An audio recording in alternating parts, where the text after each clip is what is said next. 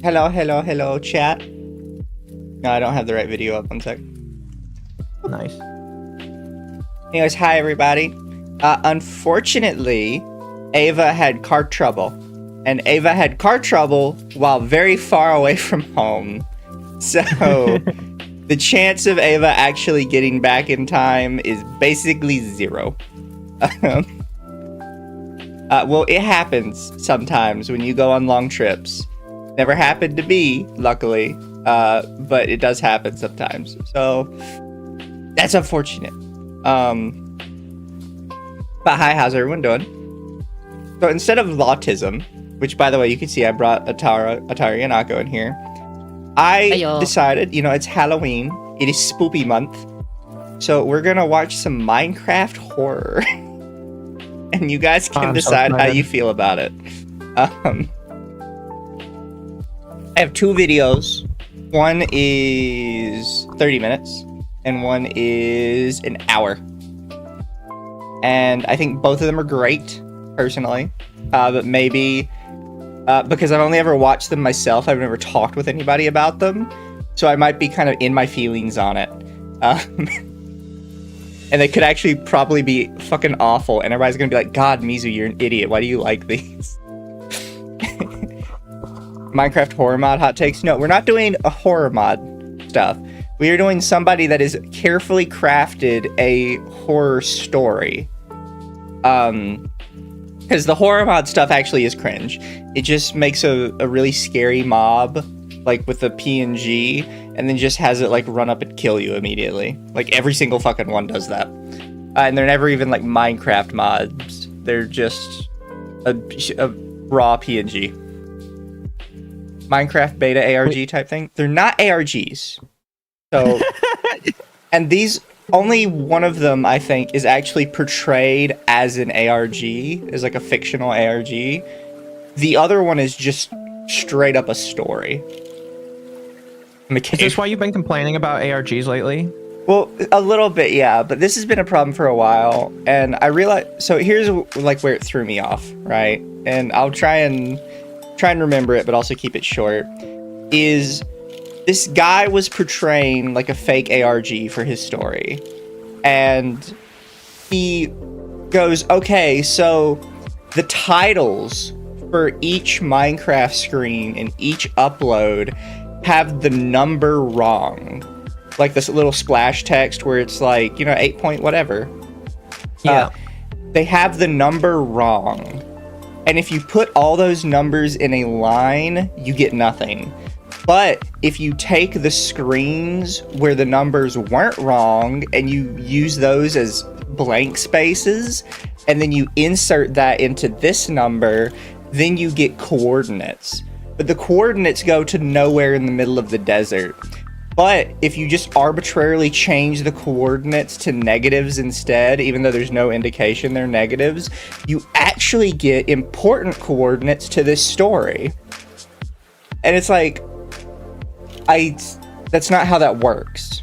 Because if this was an actual ARG, people would not figure that out. Because that's making too many assumptions. Like, just the jump... That sounds complicated. Yeah, just the jump to these numbers or coordinates is already a huge jump. Especially when you have to assume, like, there's spaces in between them. Like, that sounds small, but you have to think, if you don't know that is the answer, nobody's gonna figure that out. I'm gonna be honest, I really kind of lost you explaining that, so I'm just gonna take your word for it that I wouldn't solve it on my own. I'm sorry, I'm dumb. Well, it's just the problem of when people make these fake ARGs, they don't consider the fact that if this was a real thing, people would have to logically solve it as a problem. So they're like, make up whatever answer they want, and they're like, that's fine. It's like, no, that's not fine. Because if real people were trying to solve this, they'd never fucking solve it. And it doesn't make any sense that you, in your fictional scenario, solved this because you sound like a schizophrenic. I'll be honest, making real ARGs is more work, so it's more fun to just pretend that one exists. Content. That's what a lot of these people do. They pretend that, like, there's a big mystery for content, and then it's just like, once you figure that out, it's not even fun. So back in the day, what was it called? It was there was some Slender Man ARG way back in the day that got super popular. And there was one part of the ARG where the guys making it had to come out, it might be Marble Hornets, where the guys making it had to come out and tell the community the answer, just straight up. Because when they couldn't figure out why people couldn't solve their, like, cipher code, and they handed their cipher code to an actual, like, professional who has like a doctorate in ciphers, and the guy looked at it and says, you can't solve this. He's like, I can't solve this. Like, I genuinely don't know what the fuck you expect me to do with this, and you're telling me it's a cipher? He's like, there's no way for me to solve it. And they were like, oh shit, we fucked up. Like, we did something wrong, and we literally created an unsolvable problem, and now our community has been stuck on this one problem for like 2 weeks, and now we have to just tell people what the answer is. Oof. That's depressing. So what they did is they had one, because they had multiple characters, like, in universe talking on YouTube to people. So one of the guys had to come up as, like, his character and be like, hey guys, you know, I've like really racked my brain over this for like the last week, and I think this is the answer. Sounds like a cult. The way you describe it. Oh, that's so depressing. Like, to be fair, the rest of the ARG is good. It's just they really fucked up that one part, so now it's like a funny little anecdote about why it's hard, right? And you can't just do whatever you feel like doing because you think it makes a good story, because you have to remember that you have people involved and they have to solve your questions and answers. Well, thank you for the raid. Hi, Tenko Kami VT. What's up? Don't worry, it won't be a black screen in a minute. I'm just giving, like, some background on my interest on this. You know, you should do a stream just on ARGs eventually. The problem is I'm not the person that can sit down and actually solve them. Because I'm too stupid to recognize a Caesar cipher. I'm too stupid to recognize when something's supposed to be Morse code. And I'm too stupid to recognize when you're supposed to throw some shit into a spectrogram. I like them, and like I watch a lot of content with them, so I'm kind of well aware of the different tricks people use, but I'm not particularly intelligent when it comes to solving them. Yeah, but to solve these kind of puzzles, you already have to be like in the know for a lot of them already.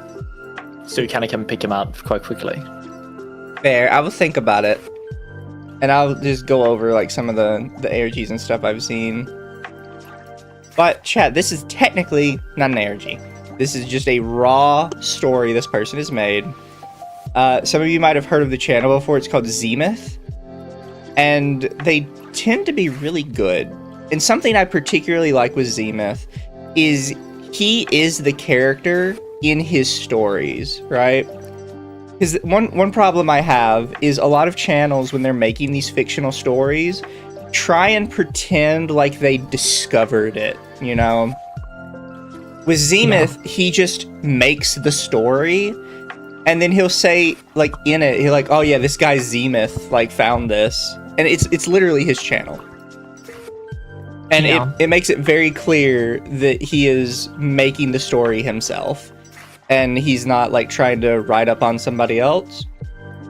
That also helps escape the problem of using real people, which is something I hate in stories. Yeah.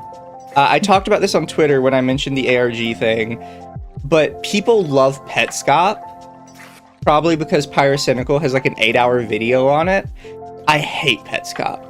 I genuinely, it makes me deeply uncomfortable, the existence of Petscop. And do you know Just because of why? the story, or? Here, so...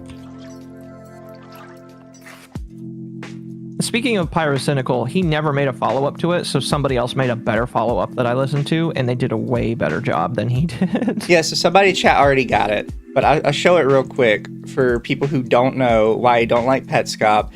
So in Petscop, you are on the New Maker plane, and you are helping Care New Maker through her rebirthing process. And Care New Maker is sometimes referred to as Tiara for some reason. That's because the story is based on Candace Newmaker, who was killed in a what's called rebirthing therapy, and her name before she was Candace Newmaker was Tiara Elmore.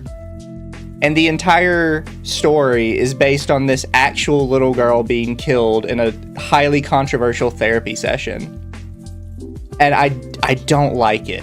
I really don't like it. No, yeah, that is kind of weird and gross. Although some people believe that that like she is only one tiny portion of it, and that the entire game is based off of other things as well. I don't like it. It's the same reason. I think it's okay to sometimes use these situations as like jumping off points. Like there's a creepypasta. Too much on a noise. Well, there's like a creepypasta called The Elevator Game. And the elevator game opens by talking about Elisa Lam, the girl who got into an elevator and then showed up dead in like a water tank on top of a hotel. And in the elevator game, it's only mention of Elisa Lam as like the first sentence. And they say, you know, this is what we believe happened to Elisa Lam, and then they proceed to talk about the elevator game. Like, you could do without the Elisa Lam bit, but she's just kind of like a mention at the start as a jumping off point. So I can kind of deal with that. But then you have stuff like Yick or Y2K, where the entire story is driven by the death of Elisa Lam and the main character having a weird obsession with her. And that just rubs, when you get that deep to it, it just rubs me the wrong way. I'm like, I don't know. Sounds strange. Like, it's one thing, like, to have it on the nose to that degree, I don't know. I agree with you. That's a little bit... Yeah. That's a little bit too off. And so here's my question then. Yeah. How would you, if you're saying that like the tragedy like that is a problem, what about real world history events? Like, what would be the ethics behind that to you then? Okay, Akko, here's the thing. You don't. It depends how old it is. When you do this kind of thing, yeah, it's kind of like you use historical characters. When it's historical, in that case, you use photo. Right. I still think. But even then, you generally don't touch historical characters anyway. Even these things, you make up characters inside these events. I think a good example I was come up with is imagine you were making like a horror game centered around Jack the Ripper. I think it would be okay if you just used fictional character victims as like Jack the Ripper's victims. But when you start writing fan fiction about the real women he killed, then I start getting like uncomfortable. You know what I mean? Yeah. Like, it's okay, like, this is this fictional woman he killed and this is how he did it. Kind of fine with that. But when your story or game is like, this is the real person he killed and this is my fan fiction of how it happened, I'm like, no, I don't like that. Titanic, like Rosa and the other guy, they don't exist or never existed. Like with this, with Pet Stop, I would be fine if they did like, if they used rebirthing as like a jumping off point and they had like a fictional character that went through this rebirthing thing. But the fact that you called your character Care Newmaker and their other name is Tiara, it's literally her, and I don't like that you're using her as like the crutch of your story. Okay, it's done. Jeffrey Dahmer one from Netflix. It's more seen as a documentary. It's not really. Yeah, exactly. It's more seen as a like movie documentary, if anything, like a retelling of the thing, not actually we're using this thing to retell our version of it. Yeah. I actually didn't watch it. I don't care enough. Ah, well, you just watched the first episode. I've always equated my thought because I agree with you. My thought process has always been like, and I say, think of World War II as like an example. Like, I'm fine with you talking about World War II or even making up fictional stories, but if you use real people in that, it better be a documentary. Otherwise, I might feel kind of weird about it. Yeah. Because like these are real people that died, and you're making a fan fiction about how you think it happened. They're not your. I don't like that. They're not your fucking cartoon characters. They were a real person, and some of them have family that's still alive. I feel like people on Twitter do this quite more often than we like to believe. Oh yeah, probably. No, we talked about it before. Is there's like a section of people that write fan fiction that'll write fan fiction about real people, and it's like no. It was really big with like Dream and his friend or whatever. He had tons of his girl fan base writing fan fiction about him and his friend being in a homosexual relationship. That is so weird. Exactly. Like with VTubers, it's a little bit different because it's not their real personality. But with Dream, it's just like, that's a guy. Probably isn't gay IRL. Could you please not do that? Yeah. Like that's his friend. Considering the age of his fans. His fans still need to learn. Like, that's not appropriate behavior. Yeah. It'd be what it be. But chat, we'll go ahead and start this. I will share it with Akko and Atari. Yep. Also, yes, chat, I am using the deer model because I think the deer model is cute. Deer model is cute. I am also getting a model by the same model maker because Mizu convinced me to give them a lot of money. And Akko wants to be a furry. Oh, Who says I want to be? What if I already was? Anyways, I hope you guys are ready for this little story. No worries, chat. I will never become a furry. One of the strangest things about the channel Ben2FR is the way he designed his base. It's on stilts, with glass walls on either side. It's like it was built to keep an eye on the surrounding area, or to keep something out. I know this video. This channel, you know this video? uploads tell a really unnerving Pretty sure story. I've seen this one before, yeah. Fair enough. I won't spoil it, but I think I know where this one is going. Okay. Jumping straight into that rabbit hole, aren't you? Well, oh wait, do you mean the furry thing? Anyways, we'll continue. God damn it. Chad, I don't share everything I like. Imagine going out for a walk and passing by that one alleyway you have to glance down just in case. But this time, as you walk past, you see something staring from the shadows. You run home to safety, lock the door, flip the lights on, but just down the hall next to your bedroom door. Did you just see it again? Ben is home, smelting some food and glass to fill in his window, which is strange.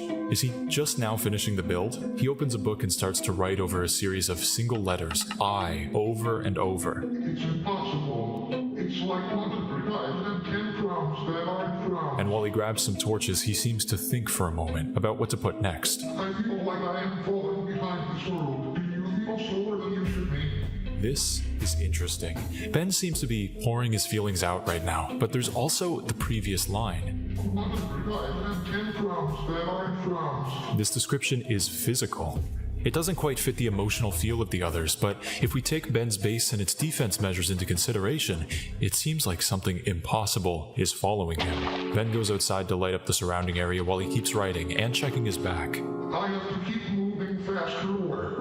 But he doesn't seem to know what to say. He keeps placing torches and loops around his base until... Everything's gonna leave me behind, Dave Graystown. This took time for Ben to write out loud. Clearly it's something that weighs on him, but I think it also could help us understand his situation. Why would he be pouring so much emotion out right now? Usually this only happens after some traumatic event sparks it up. The way he describes something physical at the start, and the fact that he's built a base that no mob could access, even when a reverse door would do the trick. With a full torch array outside as the night falls, this isn't the first time Ben has done this. He's seen the thing following him, and he can't stop running. He built this base quickly, whether to sleep for a night or cook some food to keep his stamina going, so it's a rushed but efficient design. He turns and sees that a few torches have changed. The subtlest detail, but he notices right away. He tries to turn up his render distance, but even at 20, the fog is still hauntingly strong. In fact, it even seems like it's stuck at a distance of 7, something that keeps repeating. A 7-minute video with the title 7 pages written in his book. The render distance, even the size of his base, is 7 blocks wide. If there's a significance to it, we likely haven't seen why yet. So what do you think? I think someone's a schizo. It's a lot of... I think that the fact that they're playing an infodev makes me upset. What's wrong with that? I personally just think it's too primitive, but, you know, it's good for the purposes of making something horror-like, because older versions of Minecraft do have a really creepy feel to them. But, fair. I don't know. I'm just not the biggest fan of the older versions of Minecraft. I wish some of That'd be these more eerie, ARGs took place in 'cause it's so modern builds empty. of Minecraft. I'm sick of alpha-colored Minecraft. That's fair. A side note is some of the ones that are less, that like build up to the horror, and they're like, oh, these are people that were playing on a server together.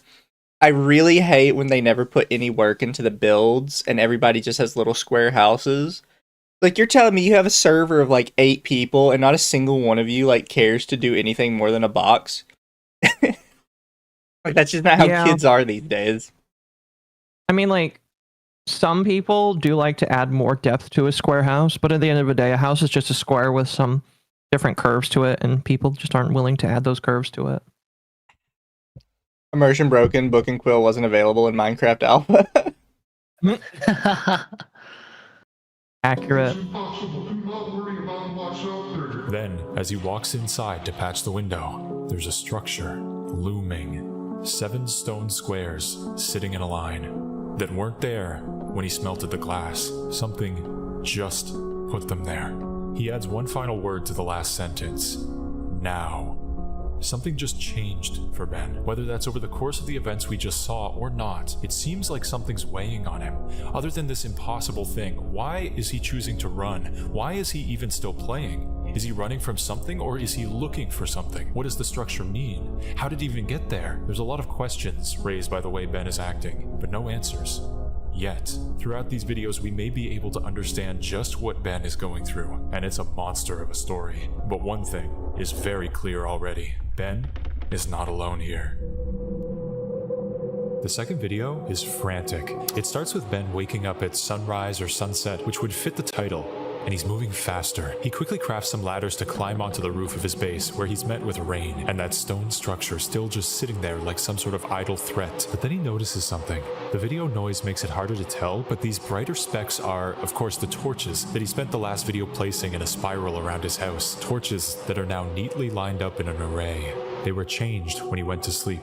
While he writes on the roof, it's a good time to mention a small detail. The pounding noise of the rain disappears when he's in the book menu, which is how it works in any offline single-player world, but it also feels eerie. There's no static, no typing sounds. It's all just silent as he writes his mind down. Along with that, why is he only using the book to type? There's a perfectly good chat system to use, yet he doesn't even press T. Does he not want something to see what he's writing? The book must also be safer. It pauses the game so nothing can move when he's writing, not even himself. He goes back inside and starts breaking the furnaces. It looks like he's packing up to start moving again. This must be muscle memory at this point, which is how he notices the worst thing. His bed is gone, and he has no wool. It's really time to go. Full time street. His next goal. As he passes the stone structure, we can also see a weird feature of the world generation here. Time and time again while he keeps running, he passes noisy patches of stone and ore mixed in with the grass. He hunts animals for food and runs through some hills, plains, a dark oak forest. Except, let's hold it for a second. There is a major discrepancy between his health bar and Did I the see a one from bedrock? alpha versions of Sorry, what? I thought I saw bedrock by the You did. the stone places. There's some bedrock under it. This is a But lot more why? cheesy than I remember. Of course it's cheesy, Chad. It's Minecraft horror. It's only It's gonna be like very cheesy. you can only make it like so scary. Seems YouTube started doing what Kick does, randomly jumping to live when you're behind in the stream. Ew. That's unfortunate. Minecraft and this dark oak biome. It was only updated to include a hunger bar in beta 1.8, a whole 2 years before the dark oak forest was added in release version 1.7.2. And there's that number again, 7. Still, he keeps running and hunting, paying no attention to the oddities of this world. But that noise grabs his attention immediately. One of the many cave noises in the game that will occasionally play when you're in a cave. Ben is standing on a mountain. Something isn't right about it, yet he scans the horizon and keeps moving. It seems like he's heard this before and doesn't like the sound. I should have found sheep by now. At least 4 biomes worth of travel and no wool in sight. But he does find something. This time, he checks it up close, which makes it a little easier to see that this time, it's just a bit longer.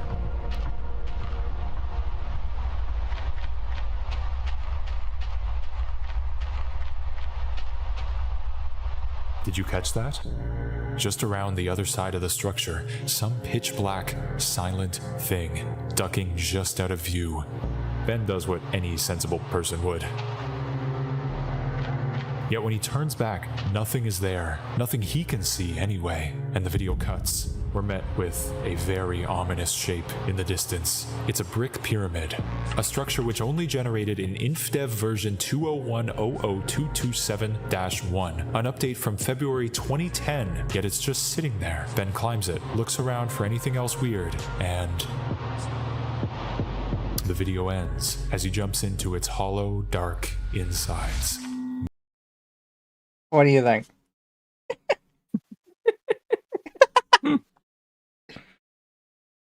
Look, chat, I like it. I think it's got good atmosphere. They're working pretty hard on it. I do think that they I like it for that reason, but They're working with a potato that where they scribbled on. I don't know. Well, they put the Mona Lisa on that fucking potato. indeed they did. That's I'll hold my judgment, but I feel like they're trying at least. I think with this guy particularly, what he really does well is the ending. Like I feel like he sells you on the ending. But He hold on, got me I wanna bring intrigued your at least. Yeah, fair.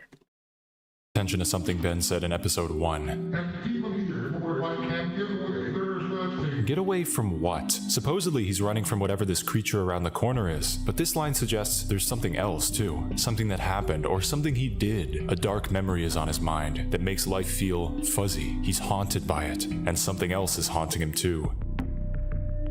Ben places a torch, then lights up the perimeter of the hollowed out pyramid. It's much darker now, and since he couldn't find wool on his journey, he's stuck here for the whole night. He scans the walls as he passes them, noticing holes in a few spaces, potential exit points if anything bad happens. There's also a cave, sitting underneath the pumpkin patch. He walks down to light it up as well, putting torches on the right side of the wall, and as he smells some more food, the pounding rain starts to get under his skin. He goes over to a nearby hole to patch it up. And sees a dark shape scanning the area around the pyramid, a mere 50 blocks away. Yet it just keeps looking around. It may not have noticed him. Yet. He patches up the hole and, oddly enough, tries to keep it in view the whole time. It goes to when I was Something he's learned about the entity, which, if true, means Ben just blocked off his only weapon, being able to see the creature. He fills in the other holes and scouts out the area while plugging the final one, but it's not there anymore. Who knows where it is now? A deep imploding noise from right outside. Music is picking just up. on top of the pyramid. Something that literally shakes. It is. I really like the explosion sound. I don't know why. Mm-hmm. I like the attention to music. Also, Grulgar, Eva is in a car breakdown situation. So no, they cannot make your cookies. I have the greatest thing. So you guys have been talking about sovereign citizens. She's traveling right now. She'd become a sovereign citizen for the week. And the government has stopped her traveling by nuking her car engine. Yep. Him to the core. Blocks start breaking in the ceiling at huge distances from each other. No normal entity could travel that fast. He keeps his eyes glued to it until he realizes they're breaking behind him as well. It's after him. The cave is the only option. He jumps into the water, slowly swimming through as he runs out of air and starts to drown. Yet he makes it out and into a small cavern. He runs up the side, rushing to grab some redstone and gold, and bolts down a tunnel. Straight into a dead end. He digs up into the ceiling, covering his path with cobblestone as he digs out a tiny alcove for himself. It's quiet now. it shouldn't be able to do that great things. He uses the gold to make a clock, likely to track the day-night cycle better, which means he's going to wait out the night in this tiny underground shelter. Or at least until it's safe to leave. Things are changing and I am scared. The entity is adapting on the fly. The rules Ben may have... Then the furnace light goes out, and he's left in the dark. The video cuts to black as a block breaks directly under his feet. But Ben says this thing shouldn't be able to do that. This raven, as Dawn from my Patreon called it. How and why is it changing its nature? We were likely first introduced to the raven through the stone structure and the redstone torches it placed in episode 1. What they mean specifically is a mystery, but if it was there, could it not have attacked Ben in that moment? Or did he just get lucky by not being found? After that, in episode 2, before we see a trace of it around the corner, Ben hears it off in the distance. It's completely silent except for small bursts of noises so loud they sound like an explosion. Is this how it hunts? By blowing up walls and structures? Or does it want to haunt its prey? What if it's a patient creature? The complete opposite of Ben's rush to get away. What if everything it's doing has been to scare Ben? To never let him truly rest as he spends all his energy on defending against a threat that just watches him for now. I think it's going well. It's going well, I think. Yeah. Here, sorry, Artemis. No, Artemis for 2. Damn, I guess Akko threw Eva too hard yesterday. I did. I yeeted her. Why did you yeet her? Because it was small person throwing day. I see. Don't worry, chat. You always pays it, I say it. How autistic must one be to be scared of Minecraft? Look, chat, sometimes you get in the mood and you let yourself hype yourself up and then you freak yourself out. You gotta get engaged, chat. You gotta you gotta try to live in it. Viewer. Engage. Bye, hero. Have a good work. Until he has nothing left to spend. This would track with the supposed changes in nature by the raven. It couldn't break blocks, now it can. Ben believes it doesn't move if you stare at it, and hopefully he isn't proven wrong. One thing's for sure though, we can safely assume what we know might just be what it wants us to think. Ben stands in the dark, right under the hole that was dug out from underneath him, but nothing is there. Nothing except a redstone torch on the opposite end of the cave. Behind him though, which was a dead end earlier, another section of cave has opened up. He slowly delves inside, constantly scanning for anything hiding in the dark, but the cave opens up to the surface, and in the open field where the pyramid used to be, there's the stone structure again, and now a second one too. His torches are still scattered around, but all traces of brick have just vanished. And as he investigates the second structure, he freezes up, seeing something move in the distance. As he starts to follow whatever he saw, he turns around to see the structures have completely disappeared from right behind his back. Is he walking into a trap? Regardless, he follows, watching this thing as it stands near a very odd piece of world generation. Okay, chat, I don't want to spoil it, but Durian says, you know why these don't work? They could just turn off the game. That's something I like with Zenith. So it hasn't come up yet, but Zenith does give a reason why they don't just turn it off. Which I think works a lot better. However, under a lot of these, a lot of them try and make it the reason you can't turn it off is their mind got sucked into the game or some shit like that. That doesn't work for me. That seems kind of cringe. That sounds gay. Zenith gives reasons for why the actual person themselves chooses to stay in. And it's not like, oh, they have to or they're gonna die. There's a reason. And we'll get there soon. Yeah. In fact, everything about the world in these videos looks so alien. As he trails this thing through a forest, he hears that cave noise again. Despite being on the surface, and it seems he's too focused to even notice. I don't know how to tell him. So, whoa, hold on. Tell him what? Tell who what? Was Ben just following a player? Someone that he's scared to talk to? If so, it once again seems like Ben is still haunted by something in the past. He's running, and he may have just nearly been found. Before he confronts this stranger though, we're finally given a very important piece to the puzzle. That clicking transition noise has never accompanied a cut before, and neither has a quick blink of black, which signifies more than just a simple few minutes, right? Based on the difference in hotbars and the general progression they suggest, this must be a flashback from the past, where Ben 2FR and someone new, Archie T, stare down some old mahogany shadow of a house that emanates a backwards hymn from its misshapen windows. Was this in the past notes? Last year, something definitely happened in the past, and now we know when. They talk for a moment about what happened, giving us tidbits of information. When we all played over the summer. I think that's why I lost Lucas. There's no way. That all started with the random structure. Ben types out sorry, but deletes it, and the video ends. So, what can we figure out from this? Firstly, we have a time frame of 1 year ago during the summer, which means this flashback is likely happening around summertime as well. Notice how Ben says this though. It was here last year, not we built it last year. Somehow, Ben saw this structure when something went down, and judging by the fact that he's standing far away from it now, it doesn't feel like a welcoming place. We also meet Archie, with a blue skin and a very multicolored name tag, but that may just be VHS artifacts. Ben and Archie seem to have gone through the same experience that started with this structure. Archie is surprised though. He's asking questions about it all, so he may not know as much compared to Ben about what this house is and what happened with this mystery third person, L. Ben knows more than he's letting on. And why does he pull back his apology? Oh my gosh, Ben it's a Minecraft murder mystery. Oh, come on, Aki, you remember where it's going.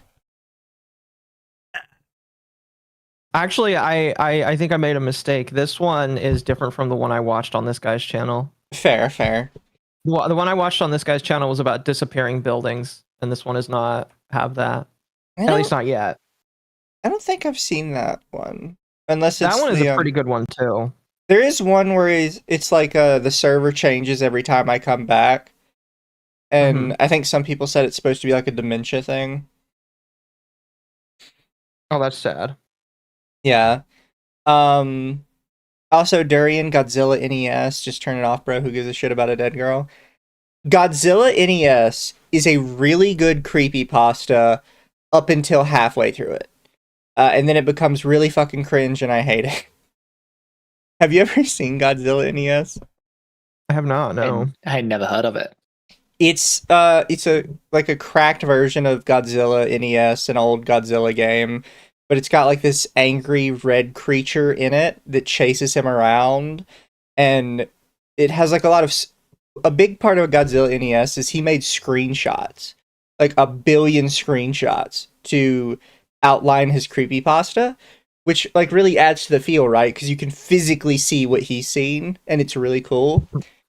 But about halfway through, it comes out, I don't really know what the red creature is, but it comes out that this blue creature that has been helping him is the soul of his dead ex-girlfriend that got hit by a car and is for some reason inside the game. And at that point, I'm just like, no. That's a bit too much of a reach. Yeah, like, weird. This is too meta for me. I'm fine with the fucking game cartridge being haunted, I'm not fine with it being like also possessed by the soul of your dead ex-girlfriend. Let's no.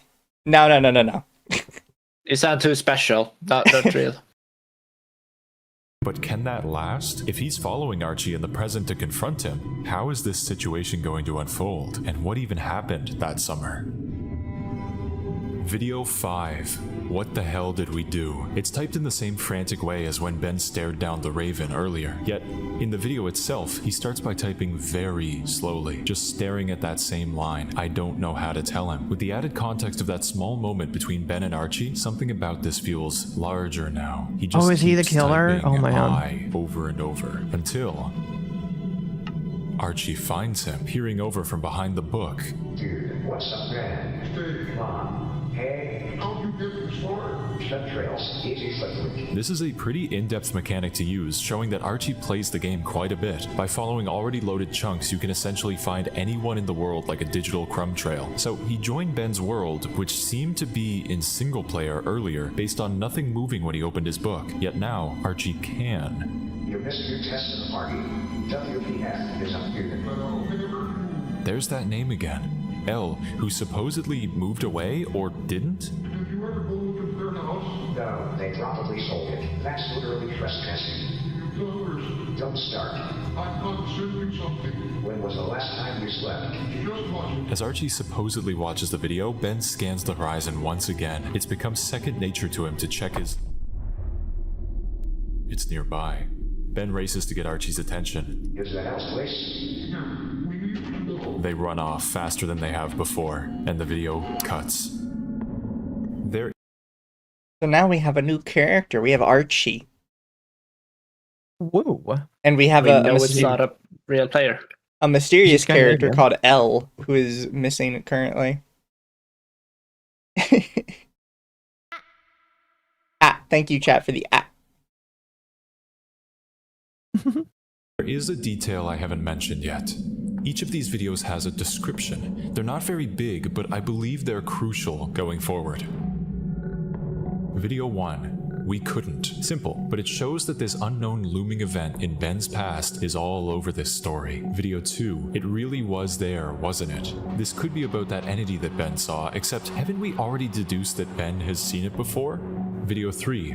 I've heard that sound before. The way it's written feels like he hasn't put the sound and the Raven together, yet he hears it often, right?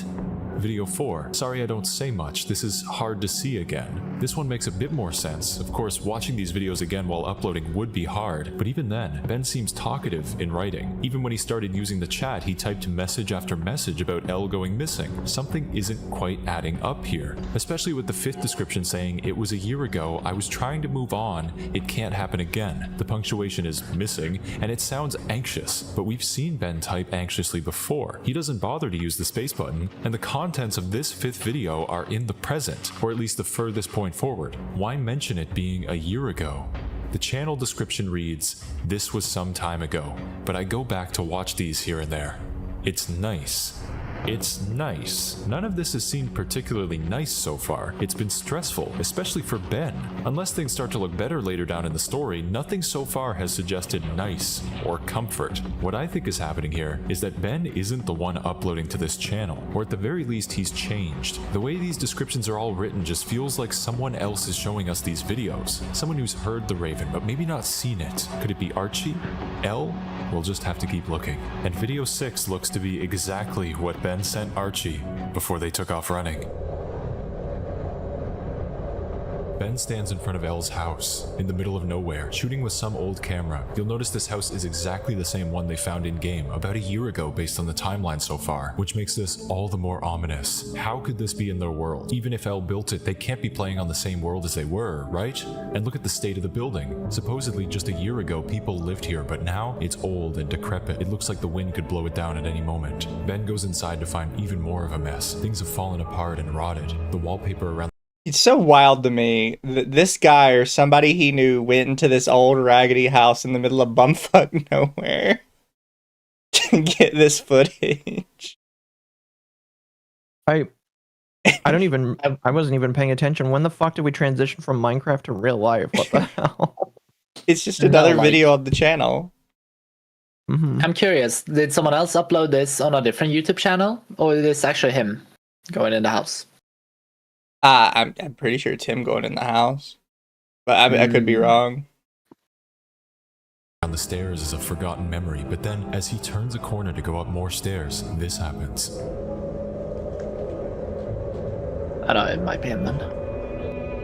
The footage loops 3 times, and for each one the wind dies down from a howl to a whisper, leaving the final loop silent as Ben walks down the corridor. And then, we're outside again. But the footage is much darker. Is it later in the day, or is this something unnatural? What even happened here? Well, as Ben first walked up some stairs, the footage was already choppy, jumping a bit to the left or forward, so all this cutting could just be video artifacts. But could they not be edited out? The first flight of stairs even looks to be similar to the next 3, but maybe just 1 floor down. So could Ben have been climbing to the top of the house, maybe to explore everything to find any single clue on what's happened to Elle, maybe to make sure there's nothing in there? It's not certain. What is certain is Ben has seen this house in-game already. He knows there's some sort of connection, even down to the chimney and the window placement. It's the exact same place. Oh so my gosh, it's an IRL remake. Archie, or some message we haven't been able to understand yet? What do the 3 loops mean? And on that note especially, what is inside this house to cause so many troubles for Ben, Archie, and Elle? The video finishes with a notebook in the woods, reading, "We couldn't save them." But Ben crosses out "we," which likely references Archie and him, replacing it with an "I," which once again loops the scratching 3 times. That's no mere coincidence. But Archie's reaction when Ben sends him the video was only about Elle's house. He didn't ask about this notebook. He didn't even mention it. So this must be something added after everything we've seen so far, as the videos were posted. So why is it important? I couldn't save them. Well, the 7th video might just have some of the answers we're looking for. There's at least 3 decrepit houses near me, and I do not want to go into any of them. Yeah, no, I can't imagine like the people that do the what do you call it? The urban exploration stuff that just enter these like raggedy old broken down houses. Like, you don't know what the fuck is in there, bro. There's a spider the size of your palm in there. Exactly. Is this Pippa's room? Oh, I see the puke drawer. Hirsch's dream Victorian. Also, Akko chat says, Akko, key jingle, key jingle.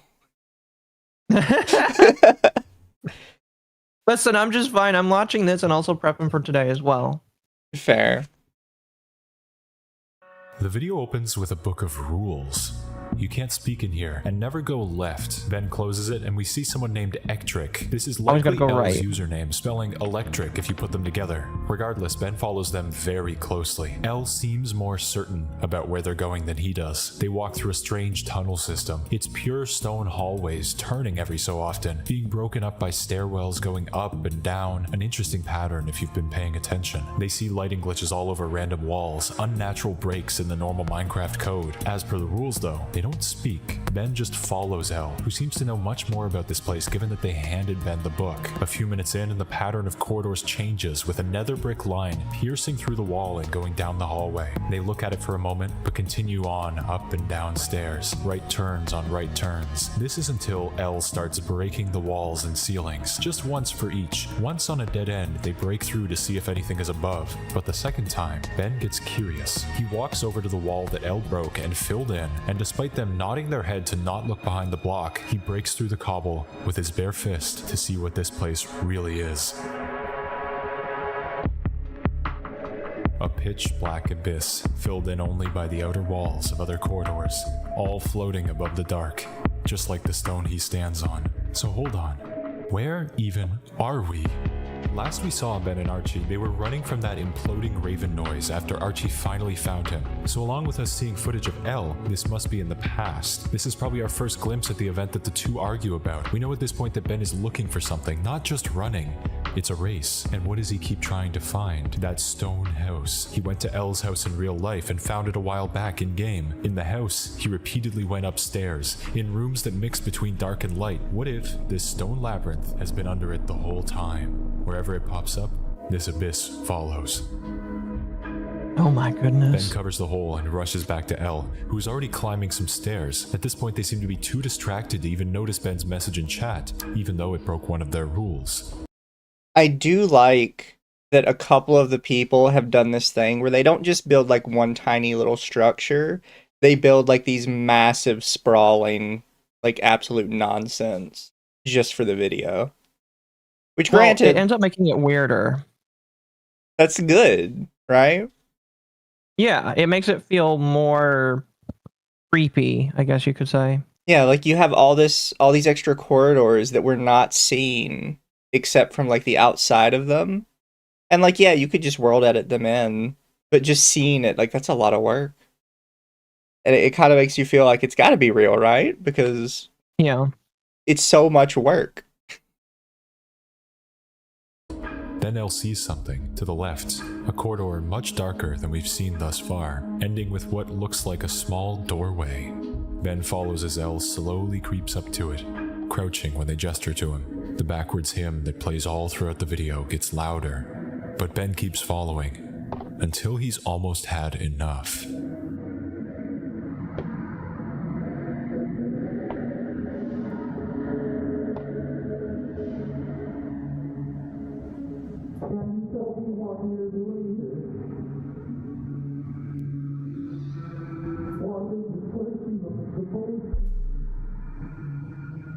They're gone, just like that.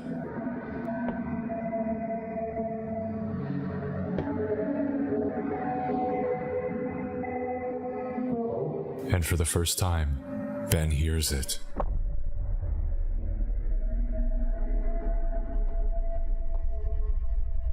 He begins to run.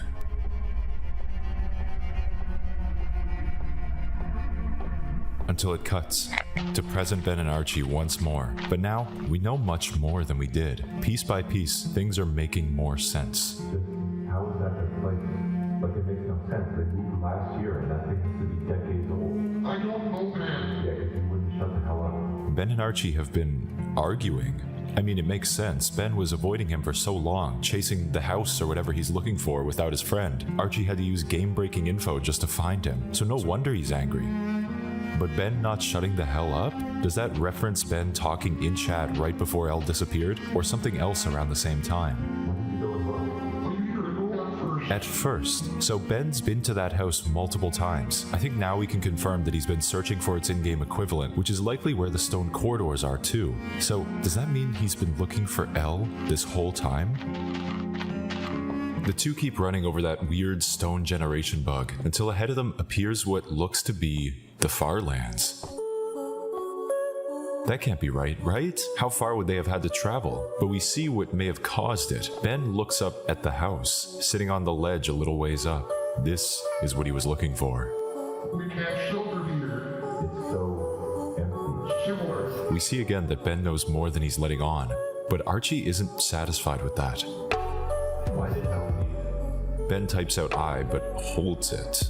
You were closer by then, right? Shouldn't you have known what was happening? I don't know if they had a choice. What do you mean? I don't know. And the video just ends. So, Ben. Thank you, Richard Cardamone, for $2. Atari the Futanari also had pets. Thank you for that. Oh my gosh. What? Thank you I'm for sorry, the head what? pets. Atari the Futanari. I'm not a fooder. You could be. Fuck Would yeah. make it hotter. Ugh. I've seen enough fooders in my life. Fair. But here we're getting close to the end. What do you think so far? I think there's a lot of I think there's a lot of pieces they need to pull together now. And I don't know if it's gonna be just satisfying or not. Fair. I think he killed her. I think there's no deaths. I think it's something else. Isn't telling us everything, but honestly at this point it just sounds like he doesn't know how. He still doesn't know how to tell him. He's almost scared of talking about what happened. The description of this episode reads, I was really fighty or hostile when I could have calmed down. I was missing so much. They were missing so much. Is he talking about his time in the hallways with Elle or this argument? Ben didn't even seem particularly hostile in this video. He's certainly become much more determined, almost like the roles have switched for him. Instead of following Elle at the start of the video, about a year ago, he's now making the path for Archie. He's changed a bit, which fits the title of video 8. Not only is Ben changing, but we're about to see this whole dilemma change into something much crazier. Ben was fashioning a simple lava moat outside. He types in, I know, but deletes it. He steps inside to see the hallway, and a dim orange fog inside. Archie is almost paralyzed. There's nothing behind the church, right? Ben walks around to the backside to see that it's true. There is no hallway behind the church. Interesting word choice.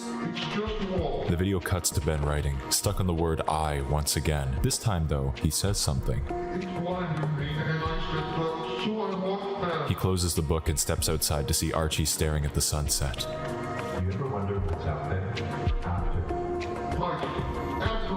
Yeah. Archie goes on to explain a philosophy he's picked up over the last year after losing Elle. A belief that after 100 years of struggle in life, and I guess when death comes, you go down a little further to some other layer, waiting to be mended into something again. You start again, almost exactly the same, but closer. Philosophy This in is my our first Minecraft real video? What the glimpse at fuck? Archie's inner world after This is all relevant, by the way. Is it really? It is. It's not necessarily relevant that you understand everything he's saying. It's relevant that you know he's picked up on this, on a new life philosophy, right? After his friend was gone. Mm-hmm. Elle disappeared, past his short temper. It sounds like this has lines of regret throughout it, wanting to change what you've done, which is what Ben comments on. Would you change anything? I don't know if we remember what needs changing. But if you did, and you what you did, and now people saw it. Maybe once. Once, why? Because I think I would see what I already know. We don't make the changes. The changes make us. This is partly where the title comes from, but we can dig a little deeper. I think there are also changes or differences in how the two reacted to Elle moving or disappearing. While Ben spent so much time on solving and figuring out just what happened to Elle and whether it was his fault or not, Archie instead stepped back, read about religion and philosophy, and came to terms with what happened, with what was now missing from both of their lives, a friend now gone. That final quote sums it all up. Archie made changes, but the changes made Ben. Interestingly, in episode 1, Ben contrasted Archie's message of "Do you ever wonder what's out there?" with his own "It's impossible to not worry about what's out there." They've grown up in their own ways, healthy or not. He writes again, looping back to that first thing he said in video 1. It's a completed text now, reading, "It blinded me as I stepped up, so I walked past, and behind me it flickered. It's impossible. It's like 100 eyes and 10 frowns that aren't frowns." Is he talking about the Raven? We should get inside. They close off the entrance, and Ben starts to make coal for some torches, but Archie still has something on his mind that he can't let go. Why did Elle leave? Again, Ben holds his eye, but whatever Archie said opened him up a little. He trusts Archie a bit more. I think I did something wrong. No shit. It's all coming out now, except Ben notices that the door is being broken down. They rush to break all their torches, hiding in the dark of their balcony.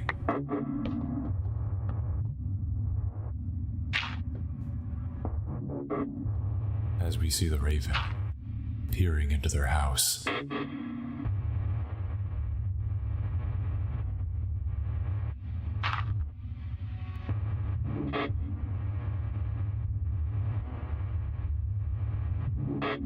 Ben gestures to Archie to make a run for it down the corridor. But whatever they find down there, this thing will be following.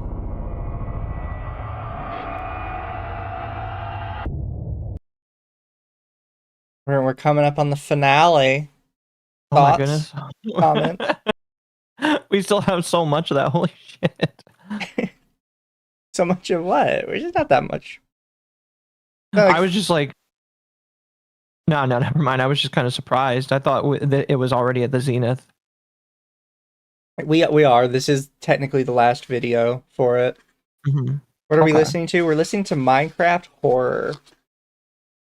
particularly a channel I like, which I'm finding out nobody else likes it, so maybe I was just in my feelings.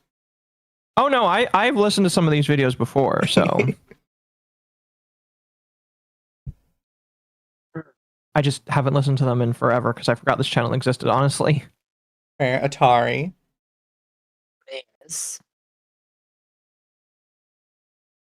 I usually like to reserve mine until it's over, usually. Fair. I'm a true proper cosplay judge. Ben and Archie hide just outside of a corridor, on a platform well above this abyss of stone and bricks that we can see in all its grandeur now. We just have to hope it doesn't notice the cobblestone. You can't sneak in here, and always go left, torches on the right. This third rule wasn't originally there. Ben added it to make sure he can see what's going on this time. He already has a habit of torching on the right. This might be a bad call. Archie tosses the book back, using it to talk in here. Ben throws it back empty, but Archie insists. Why does this matter so much? What's wrong with you? I want to know why you're going this far, in a game of all things. I've put in enough games to know this is on me. I can help them right. I can follow them right. You were just following. This can't be on you. You saw what was tearing them up well before all this. If you tried, you tried. Then Archie says what he really thinks. Some people can't be helped anymore. The change has got them. You didn't see it happen.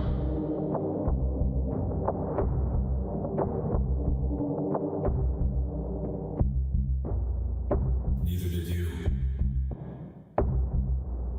Right? Archie starts to dig through the walls, and this time Ben lets him take the lead. He's letting him walk right into danger, but it is a dead end. There's only one place to go.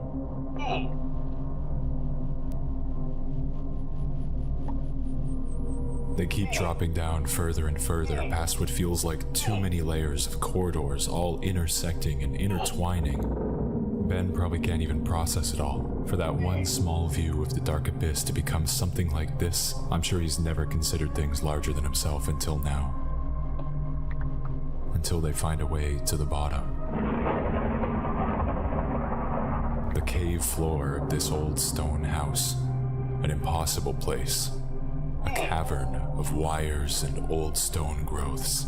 But before they go any further, Ben stops Archie and hands him the book. Today, my mom used rings of honesty about something. Alright.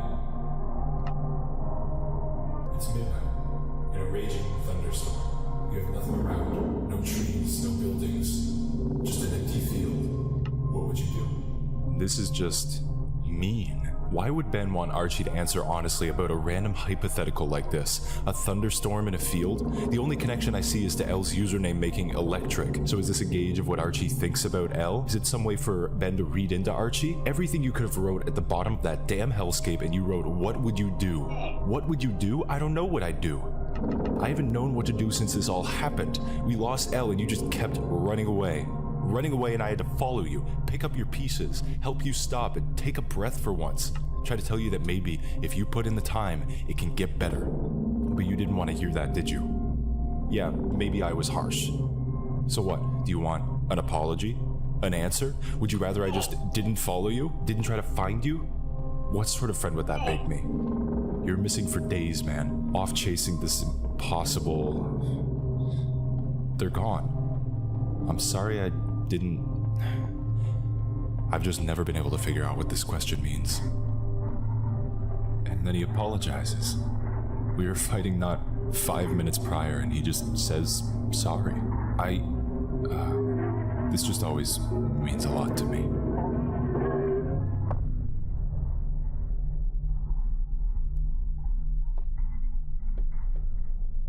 It was the last thing he said.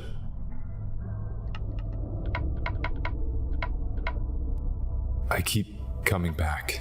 This was some time ago, but I go back and watch these here and there. It's nice to know that each time I find something that I missed. Something that helps me understand what he was going through or what even happened. It's why I made this video this time. It's a different approach, you know? Changes happen and we change. And also, I just found a video of L asking Ben the same question he asked me. What do you do? I don't have the part where Ben answers anymore, but I couldn't forget it if I tried. He answered, I dance. All the videos are in the description. Maybe you can find something I didn't. I just hope he found whatever he was looking for. I'm sorry, wherever what? he went. This just can't be the bottom of the rabbit hole. And that's how it ends. I got fleeced. This whole thing is about friends moving on. Yes, basically. I figured. The narrator is Archie. Yes, the entire video, the narrator was supposed to be Archie. And he is actually watching through his friend Ben's videos. Ben was having a bit of like a breakdown because they lost their mutual friend Elle, who he had gotten really close to. And he basically just couldn't accept it, that she was gone. And he kept trying to find like all this meaning everywhere.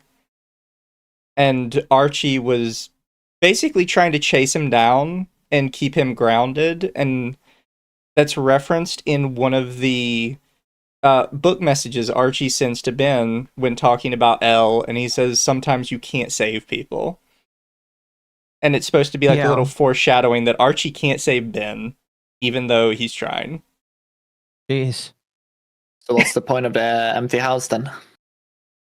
It's a plot device. I think everything should have more meaning, usually.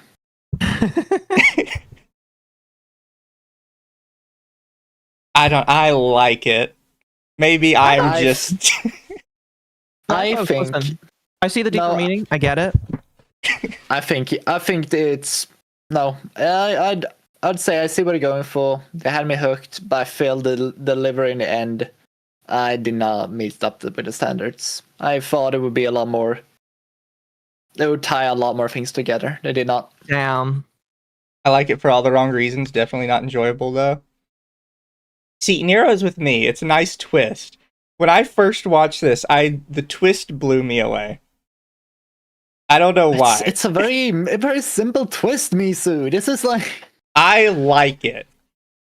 Mizu might just be a little bit simple then. He doesn't need like very complex stories to have crazy endings.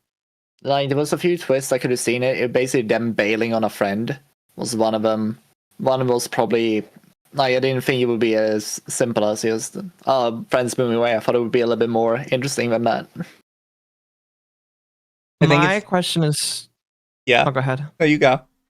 My thing is just like, well, why were the buildings appearing? Like, that wasn't really explained. Or was it?